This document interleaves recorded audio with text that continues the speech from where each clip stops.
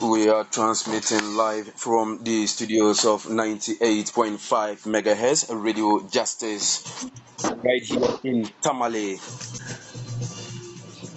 And this is the Northern Eye on Radio Justice 98.5. As you may be aware, this evening we are speaking to the former PNC National Chairman on a wide range of issues, but specifically the current economic crisis and the government's approach to solving these issues.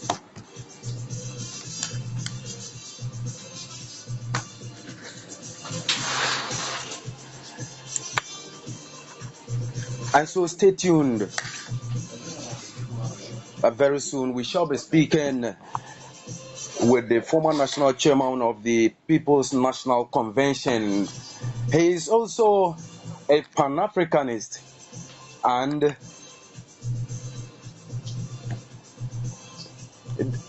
he's also the convener of the Arise Ghana movement. Comrade Bernard Mornah is my guest this evening. My name is Muhammad Mukhtar Al Hassan, and Haruna Khalid is the technician on duty. Production is by Al Hassan Mashoud Damba. Comrade on the line, and we shall be speaking with him right away. Bernard, good evening to you. Good evening, sir. This is Mutari speaking, and we shall be, as agreed, we shall be speaking on a wide range of issues, but specifically on the current economic crisis. Fortunately, just some 2-3 days ago, there is a hit song in Tamale and the northern region in particular that says Samanwele to some of the issues there. I don't know. I saw you shared and you were jamming to it. Do you really understand what it means? And does it mirror the current economic situation that we have in the country?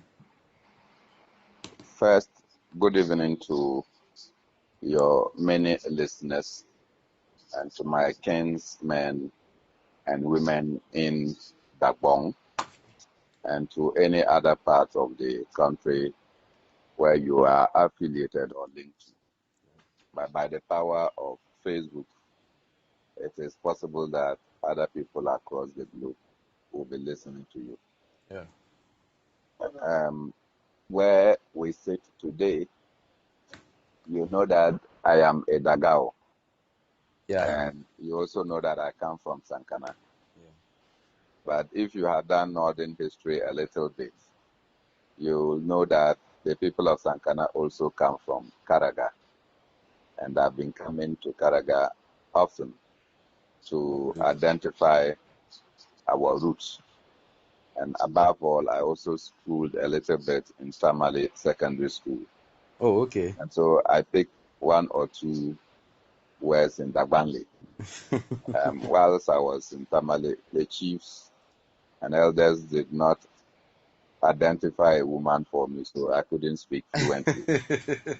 That's But okay. certainly I picked one or two things. And as I said, the song indicated that even salt we cannot buy. And so people should add the rest of the things that they also heard in the Nabandi language. It's an interesting song, and that is what music can do. Yeah. And I'm excited that young people are beginning to relate their music to the dynamics of our society. Such was the power of music when Bob Marley was singing. It spoke to the hearts and minds of the listener. And if our people would do music in this direction, away from doing this boy, they like girls who might shut you, which has no essence, I'm sure that our music will take its place of pride. So at least I pick a few words in that band. Fantastic. And like I indicated, does it really mirror the current situation we find ourselves? I think that the song absolutely captures the total and the essence of the economic situation we find ourselves as a people. I think that it depicts succinctly how life has become so difficult, and above all, it puts the blame square and fair at the doors of the president. And so the music is a fantastic one. It is current and it speaks to the economic situation of our time. Why do you think that? Because I know you are a farmer, you are a chief yourself, and a whole lot. You are also a businessman. Can you really say that you fit well into the context in which the music tries to portray, saying that even salt you cannot buy, fish you cannot buy. Do you really suffer that? I do, but you know that, as I told you, my lineage traces all the way to Karaga.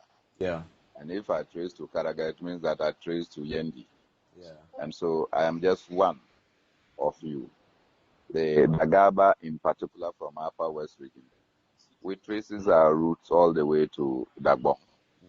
And the Wala traces their roots, yeah, particularly the Nabihi.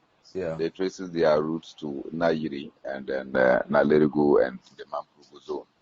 And so, as I keep saying, I am a proud family member of the Great Bewa, and we have the Bewa Association that we are trying to reconnect. Chairman Adams is the one leading the process to identify all the roots of Bewa, and probably will trace our roots eventually to Mansa Musa of ancient Ghana Empire. Okay. But importantly, if you are living in this country, and let me cite this example for you. In 2021, when I was doing my farming, I used to buy a bag of fertilizer for my maize farm at 106 Ghana cedis. And so, if you are a farmer, you know that on an acre, you have to spend 3 bags of fertilizer, at a minimum 2 bags of nitrogen and 1 bag of ammonium, so that you can get a good yield. So it means that if a bag of fertilizer was 106 Ghana cedis, 3 bags was the equivalent of 316 Ghana cedis, 300 and right? what? 312 318. and 12. Mm. 18. I said 106 times 3, you get Oh, okay, 318. okay. Yeah, yeah, sure, sure. Okay. So we did our farming, and as you know, we did about 250 acres of maize at the time. Okay. Then, just 6 months down the line after harvest, a bag of fertilizer suddenly jumped from 106 Ghana cedis to 420 Ghana cedis Within 6 months. within 6 months. And you were expected, but it was less than 6 months, because soon after harvest, you start plowing again. So during the plowing, you start making arrangements to acquire fertilizer. Yeah. And so you started to plow. Some of us went ahead to even increase the size of our farms. And then all of a sudden, hey, you were going to buy a bag of fertilizer at 100, 420. What that simply meant is that you were running a risk of wanting to increase your farm size or even maintaining the normal farm size that you have. If you maintain your normal farm size, you were not able to go and get fertilizer. And so we, for instance, had to cut our farm size to only 50 acres so that we will be able to use the money that we have garnered within the period to at least do farming, because we were determined to do the farming. So 50 acres from 250. wow. So you So had to let go 200 acres we of have to your let, farmland. and the worst was that soon after the farm, we started clearing the land. Mm. So you cleared more land because we wanted to increase to 400 acres.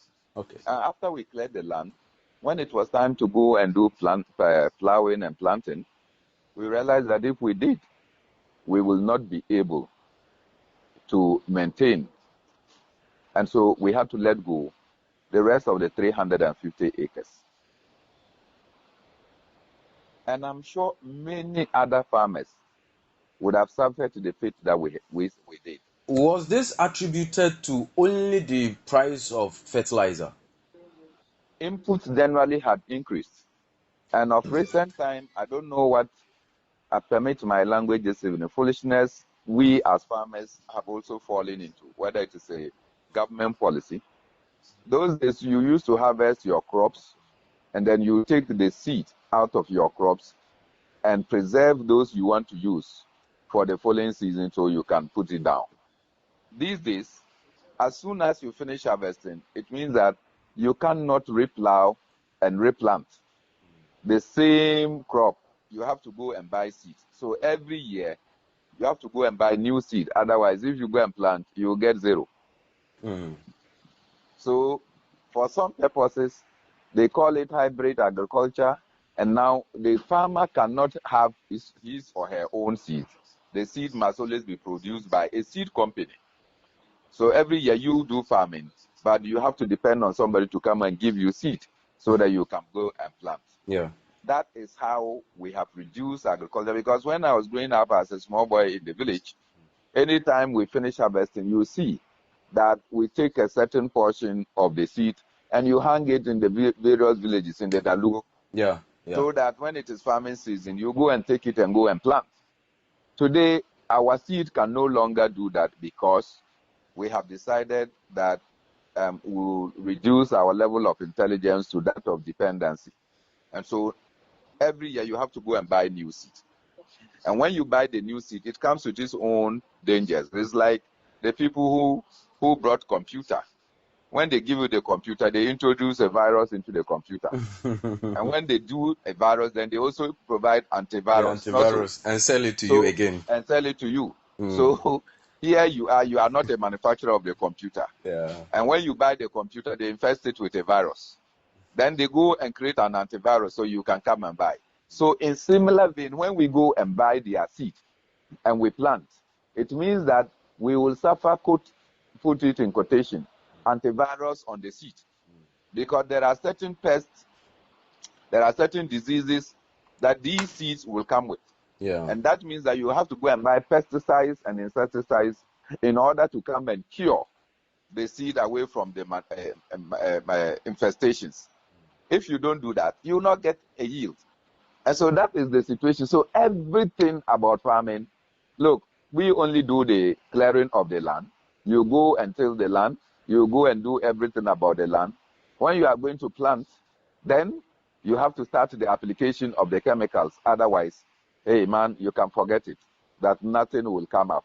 Those of us who intend to even do organic farming, the organic is only to a certain extent because if you use hybrid and you don't apply fertilizer, you will not get any yield on your farm. And that is the situation that we find ourselves. So it is not just about the fertilizer, but it goes into even the seeds that you plant on the ground. You suffer these difficulties. Okay, so per what you have explained, it means that we as farmers and as citizens in this country are co-authors of the problem. Don't you agree? That is why sometimes it's painful to say that we have actually been educated, because we have our great researchers.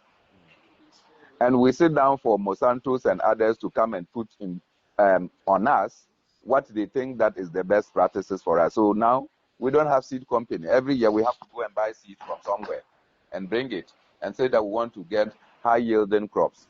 The following year you have to go and buy new seeds. And when you buy new seeds, it comes with all these problems. These days, scarcely will any farmer go and do maize without suffering armyworm infestation.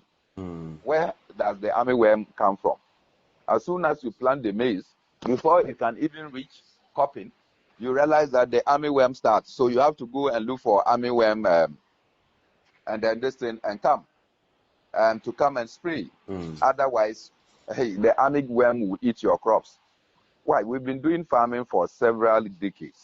We were not suffering this until we started producing these hybrid seeds. And all of a sudden, every year you have to go through armyworm de-infestation before you can get crops. So certainly, look, it is the failure of government and its policies that has led to this kind of deficit in our farming.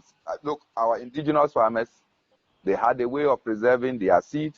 They had a better way of ensuring that the best seed was applied for the next year and you get a better yield. And they had a way of even cross-fertilizing or crossing their plants. Today, we have lost all the indigenous touch, and all we do is to wait for the Western world to come and tell us how to do. The new craze in town is that they say it is Israeli technology, and everybody wants to apply Israeli technology to what they call greenhousing. When you have abundance of land, why do you engage in greenhouse farming? It doesn't sit well with me. Okay. So, with all these that we as citizens, as Ghanaians, have decided to forego our traditional farming methods, then we are battling with various forms of insects, and then other forms of crop diseases, and even it translates into even animals. Our economy, we are really suffering. This has resulted in this thing skyrocketing of food prices, and we blame it on the government. And somebody sings a song and says Nana Akufo-Addo government Samanwele, and we agree with them. Are we like I want to find are we being fair to the government? Absolutely. You know, the fish rot from the head. And just as President Nana Akufo-Addo criticized every government from Achampon days to present day for the failure of the management of the economy, so it is that we also have a duty to criticize him for the failure of our economy. And the economy cannot be taken in isolation without talking about farming, without talking about education, without talking about health, everything. The economy, when we are talking about the economy, it is like a salad. And salad is not just one vegetable. You will have a bit of tomatoes, you have a bit of pepper, you have a bit of tokara, and many other leaves come together to constitute a salad. That is how come it is that we have to put the blame squarely on the people who are damaging the economy. Take note that I didn't say managing. They are damaging the economy. Okay, so you feel that the government led by President Akufo-Addo is damaging the economy? Yes, absolutely. Okay. It is not a feeling, it is a reality. Government doesn't blame itself. It blames COVID, which we all saw, and we know the devastating effects on various economies across the globe. And it blames Russian-Ukraine war, which we are also seeing, and we see the damaging effects on various economies. Government doesn't think that it is the problem. Don't you agree with them? I would agree only if tomorrow we will hear that the former Chief Justice participation to ticket is also as a result of the earthquake that hit Syria and then Turkey. Because every disaster that hits any part of the world, it is appropriated to mean it is affecting Ghana more than even those countries. So you should not be surprised to wake up tomorrow that they will add Turkey and then Syria as part of the reasons why we are having the economic challenges we have today. See, no one in this world will say that pandemics don't have effect on us as a people. Indeed, it is not just the pandemic. Sitting here as a Pan-Africanist, one of the things I can tell you is that when we continue to have units like Ghana, like Togo, like Benin, like the Gambia, like Nigeria, you can be sure that we are not going to be able to compete at the global stage. So one of the major problems we have is the continental disunity, which disunity was created by some Europeans somewhere in Berlin. And they decided to take a pencil, cut through the map and say this part belongs to this country, and therefore you start speaking their language and acting like them. So we started acting like the British. The people of Togo started acting like the French. The other portions started acting like they were Germans. Others started acting like they were Portuguese. And all of a sudden, we say that we are divided and we even beat and kill each other, rather than thinking about fostering to see how we'll be able to harness the common lineage that exists between us as Africans. So this has been the major challenge. Beyond that, I do not think that, hey, COVID-19 affected Ghana more than it did affect the United States of America. And I do not think that COVID-19 affected Ghana than it did to Italy. In fact, the number of deaths the pandemic reaped in this country, we did not get 1/100th of that in our country. We did not get 1/100th of the kind of disaster that COVID-19 put on other countries. So how come that they have been able to somersault and overcome their challenges, and we are neck deep into our case? And the But worst is that within this same framework, COVID-19 brought in its wake so much money to our nation. So much that Felicia Tete, who is the parliamentary candidate or was the parliamentary candidate for Sanergu, will come openly to say that, look, her party people were fighting her and now she is ungagged, so she wanted to speak. And you know the things she said.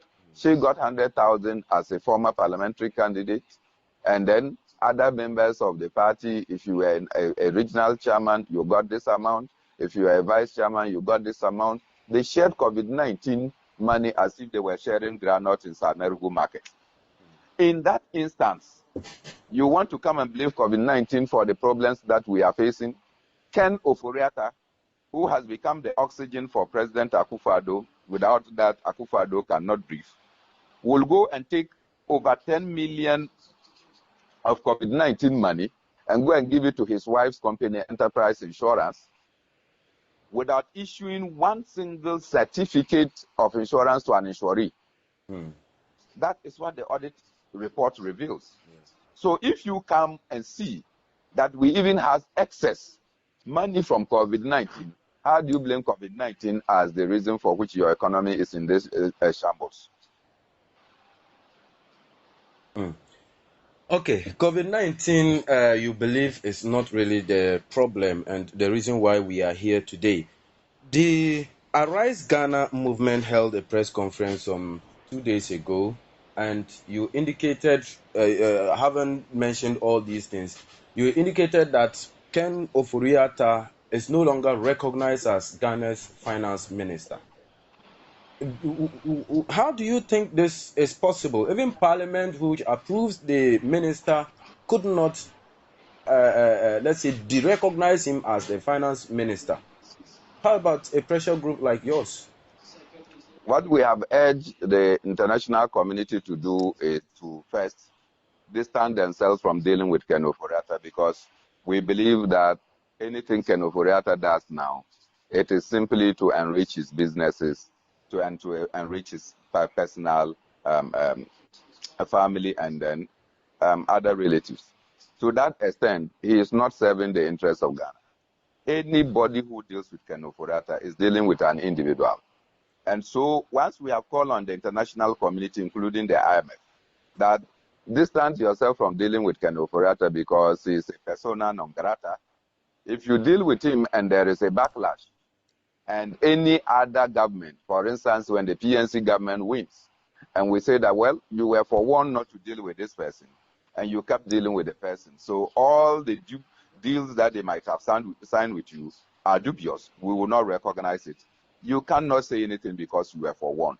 We are saying this so that if President Akufo-Addo is failing to do the needful, we will take the pressure away from President Akufo-Addo and put it at the doorsteps of the people. Everybody should begin to see Ken Oforiatta as a pariah, as somebody who is not fit to be Minister for Finance. And that is why we made that declaration. And But we continue to stand by it. constitutionally, he's still our finance minister, and he leads the There was IMS negotiation. a law that imposed colonialism on us. Did we sit down for the law to manifest so that we still be under colonial subjugation? No. When laws are poor, citizens have a right to write them. And that is what we are doing. Arise Ghana wants to save Ghana as you indicated. You says Arise, save Ghana now. Okay. Is your let's say is your approach geared towards press conferences, demonstrations, and picketing alone? How do you intend to save Ghana? First is to take away the bankrupt leadership that you have in place by How? exposing. Oh, why? When you expose the inefficacies of the government, you are enlightening society about the deficits within the system, and society will take action. So today, for instance, out of the many protests that we have staged, and we have called on many people to participate, otherwise sitting down and expecting that the government will one day wake up and say they want to do the right thing, it will not happen. You can see that the former Chief Justice heeded to that call. And if a former Chief Justice, who is still the Chancellor of the University of Ghana, she is also still the chairperson of the COVID-19 fund established by President Akufo-Addo, can go and join other protesters to say that a debt restructuring program that the Minister for Finance is insisting on does not sit well with the ordinary people, then you should understand that, look, our message of non-cooperation and non-violence is going far. And so we are expecting, not long ago, TUC came and threatened that, look, if they involve the pension, the workers' funds in the bond exchange or restructuring program, they were going to lay off down their tools. And the government had to immediately withdraw that particular intention. So what it means is that our consistency in calling on the people of Ghana or the workers of Ghana to rise up against a government that is nebulous in its thought is working. And why not? That is what we have been praying for. It is not only at that level. Why? This will translate. And that is why Alan Kojo Chiremanteng, who is one of the forerunners of the New Patriotic Party presidential elections, will come and tell you that going round to go and campaign, it is difficult to catch a campaign message leading to election 2024, because we have been able to enlighten the people to understand that this government is just by Akufo-Addo and his family. So you feel your approach is working? It is working, and it will work. How long do you intend to do this? And as long as we have bad governance in our society, we cannot rest. Arise Ghana continues to, in your words, educate the public and also rally the entire citizenry to listen to your voice and ensure that we rid Ghana of bad leadership. This finance minister that you are so bent on taking off his position says Ghana's economy will crash by next month if we do not secure an IMF bailout. You and your group, together with the pensioners who protested, the TUC, and all other interest groups that are against this debt restructuring program, is it that you do not trust the finance minister when he says our economy will crash, or you simply do not care, you want our economy to crash? I am surprised that you, who lives in Tamale, will have any iota of trust for Ken Ofori-Atta as finance minister and his pronouncements. I am even more surprised that as a journalist, Mutar, that you will have any confidence in the finance minister after you have listened to many pronouncements and policy statements the finance minister has made, which pronouncements have turned out to be untrue or false. See, was it not in Tamale at the Aliu Mama Sports Stadium that Ken Ofori-Atta assembled the Ghanaians and told them that no matter what anybody says, as for IMF, will not go? Was it not at the same place he said that we are the shining star of Africa, we are a proud people, and that we will not go to the IMF today, we will not go to IMF tomorrow? You don't have that tape. Yeah, You didn't participate in that. You have. yes. So that same map that say that we will not go to IMF today, we will not go to IMF tomorrow, is telling you that without an IMF bailout, our economy will crash. And you believe in him? Was it not Ken Ofurata who said that e-levy is the panacea to the economic challenges that we face? Then Kojo Oppong Nkrumah came and said that if we did not do e-levy, we'll go to IMF. So if we didn't want to do IMF, we should do e-levy. We pointed out to the dangers of e-levy as a stealing outlet. They insisted and went ahead to pass e-levy because in their heart of hearts, they believe that e-levy is the solution to the problems we face. E-levy has been passed. Ken has said worst things on the IMF, and suddenly, when President authorized that we should go to the IMF, the man who doesn't believe in the IMF is suddenly leading an IMF bailout. This is where I say Ken Ofurata is behaving like a Muslim who doesn't eat pork but cherishes pork soup. All right. You have well articulated reasons why you do not trust the finance minister, and not the case that you want Ghana's economy to crash. But if you do not trust him, you are also in this country, and I believe when you were doing your national service, there hasn't been, or there weren't any case that after a month or two you were not paid. There wasn't anything like NAPCO, even though you expected that NAPCO trainees will be paid, teacher trainee allowances, nursing trainee allowances will be paid regularly. In this case, the government is defaulting in these. Even the bond holders whose bonds matured earlier this month hasn't been paid. Government defaulted. It means we do not have money. Don't you think so? Or you think there's money in this country? Oh, there is a lot of money in this country. Ken Ofurata alone and his bank alone, they have benefited in excess of $150 million.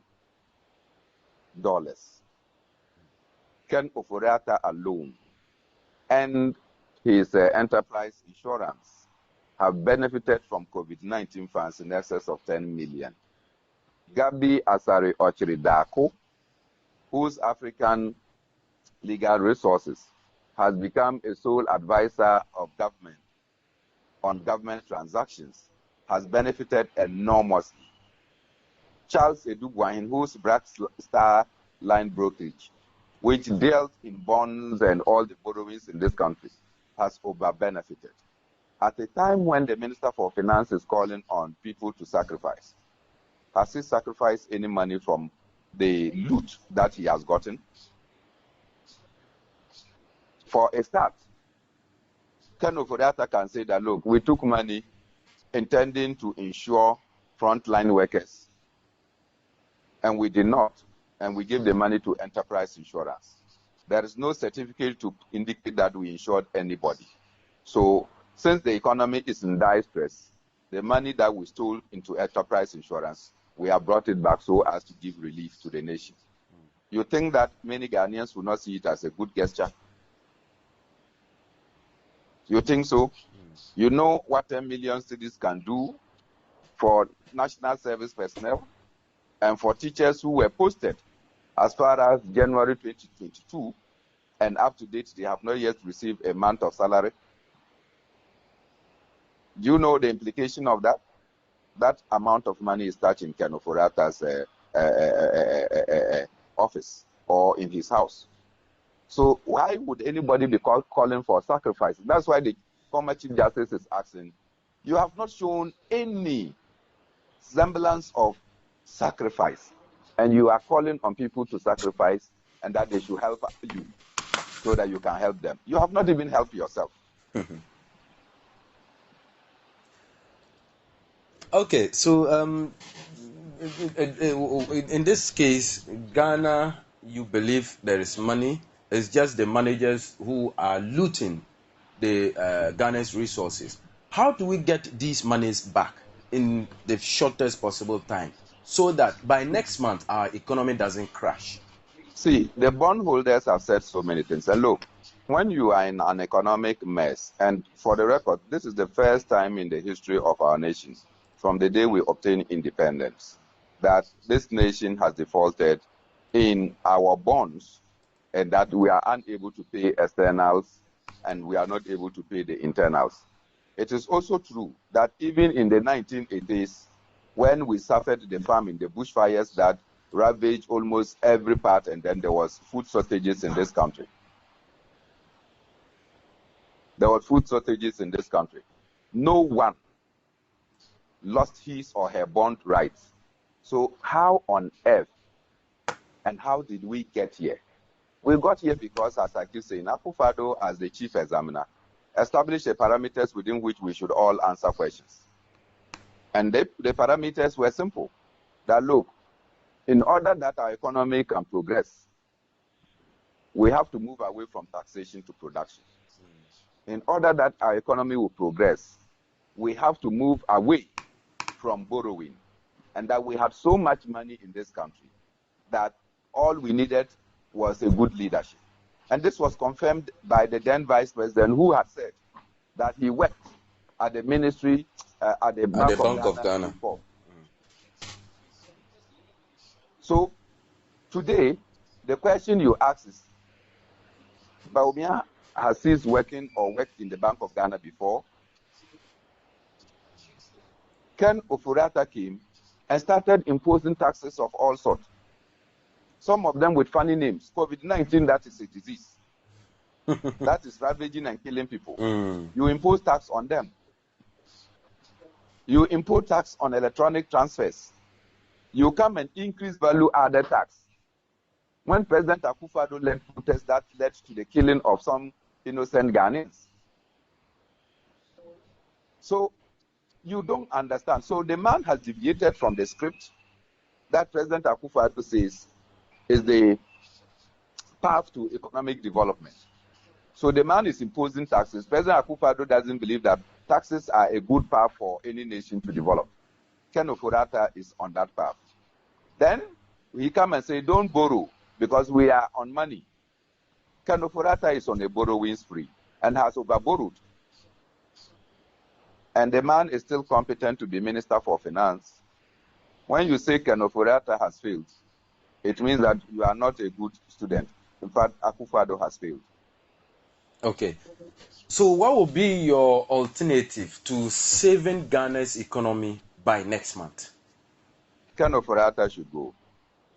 And one of the things you know in economics is that speculation holds a very important place in the other wives of an economy. Once society continues to hold that Ken Ofori-Atta is the nemesis of our nation's progress, Ken Ofori-Atta's continuous stay in office will undermine any effort at bringing a solution to the current economic problems. But do you think Ken Ofori-Atta's office, leaving office, will dramatically transform our economy within these few weeks? Mutaru, yes, sir. If they make you finance minister today, the bondholders will listen to you that probably your ideas will work. Do you believe so? Even though I don't really have any finance background? Well, I am not sure that it is about finance. If you have the competent people to advise you, they will advise you on the finance and what to do. So if they make you Minister for Finance and you go out there to make a passionate appeal to people that, look, this is reality, people will start to believe you. But they cannot believe somebody who says that no matter what anybody does, will not go to the IMF. And the person is at the doorsteps of IMF and now pontificating that without an IMF, our nation will crash. Who will believe in such a character? So for you, it is all about the credibility of the finance minister. That is why our economy is where it is today. Because if they make you finance minister, you will not own data bank. And so your bank will not be a transaction advisor. You will not go out borrowing for the benefit of your bank. You don't own enterprise insurance. So you will not be taking our money and giving it to enterprise insurance free and saying that they are going to ensure COVID-19 affected persons. Right? So all those monies that would have gone to these institutions will stay within the economy, and our economy will do well. Okay, somebody is suggesting that your Arise Ghana's movement should mirror Julius Maleme's EFF, and that is how you can easily transform Ghana. Do you agree with him? Arise Ghana is a pressure group and not a political party. Okay. The EFF is a political party. They have representation in parliament. And so they can go to parliament and attempt to even stop a president from delivering the State of the Nation address. Arise Ghana cannot find a way to parliament. If we go to parliament, we'll be limited to the public gallery. And so, yes, we will be able to do so many things, but we cannot go to the House of Parliament where decisions of a certain magnitude is taken. I respect his opinion, except if he's saying that Arise Ghana should become a political party. Would you consider that? At the moment, I am just but one member. We will sit down and discuss it. Does it mean that you will abandon the PNC if the Arise Ghana movement decides that it is going to become a political party?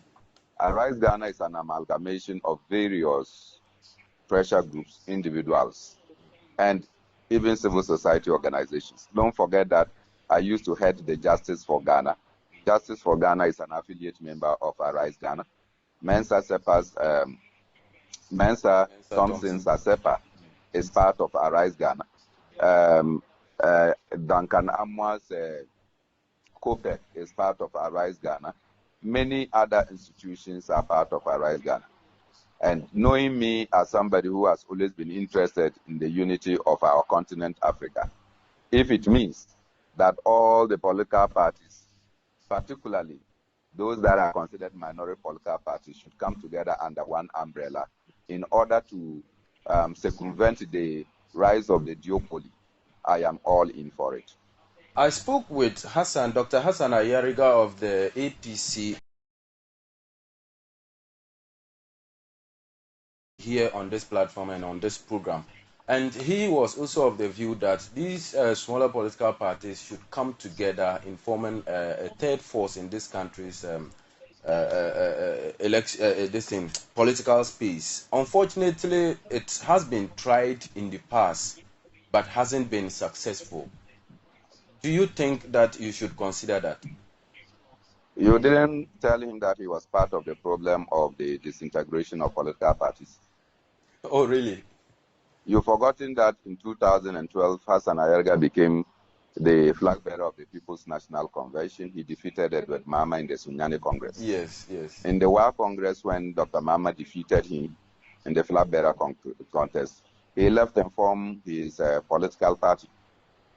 So if we decide to unite and people take his character traits, that once they do not become the flag bearer of the United Political Party, they will break away. We'll still be in disunity.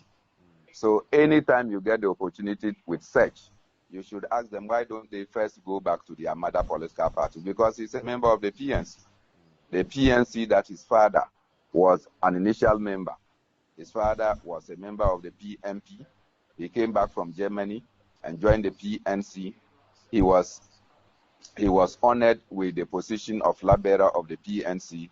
And in another contest when he was not elected, he chose that he was bigger than every other person and left the PNC. So if today he's talking about the unity of the political parties, you will first tell him to go home. And from home, we can then visit our uncles. Comrade Bernard Mornah, I'm grateful that you joined me. Thank you for having me. If you have any one word or two for the people of Dagbon and northern region in Dagbani, please talk to them for me. Oh, well, I cannot speak Dagbanli, as I told you. You people refused me a wife or a girlfriend, so I have a grudge with my own chiefs. Oh. But first, let me make this appeal, that the problems that afflict the people of Boko are not only for the people of Boko, they afflict all of us as Northerners. I do sincerely believe that the Yana has a responsibility to ensure that we are able to live in peace within the Northern Enclave. He carries such a large respect among people of northern extraction. And if the Yana decide that he is going to intervene in the issues of Boko and to bring about a lasting solution, I'm sure that he will get the backing of all the Dagawa chiefs. He will get the backing of all other northern chiefs so that they can move into Boko to find a lasting solution to the problem there. I do not feel comfortable anytime Boko comes to the field.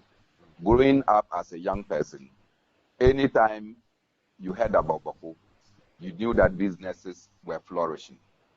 People got sick in the Upper West region and they wanted to go to Boko Hospital because it was one of the prime hospitals.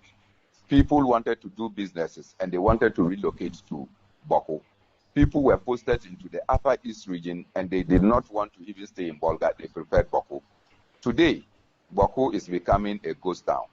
And once that is happening to Boko, we can be assured that it can extend to any part of the northern regions and by extension our nation.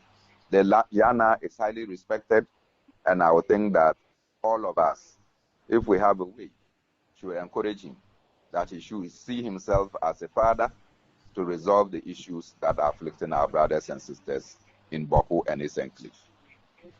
Thank you so much for that appeal, and I believe the chiefs and Yana himself is listening, and then he would look at that. He will consider that. Thank you so much for joining us. Thank you for having me.